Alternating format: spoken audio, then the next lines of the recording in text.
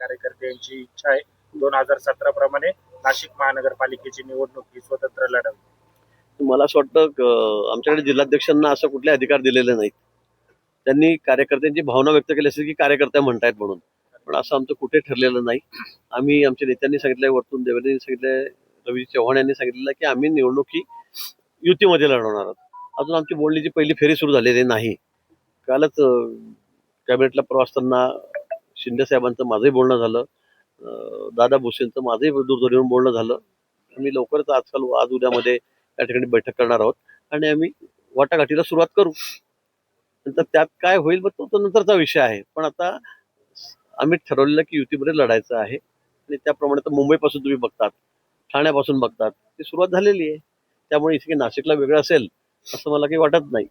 पण त्यांनी केदारांनी कार्यकर्त्यांची भावना सांगितली असेल. आमच्याकडे कार्यकर्ते खूप आहेत, अगदी तोलामोलाचे आहेत. त्यामुळे सगळ्यांचा आग्रह आहे की बाबा मग आमची संधी जायला नको, आणि म्हणून त्यांनी आपली इच्छा प्रकट केली असेल. पण भाऊ, निवडणुकीच्या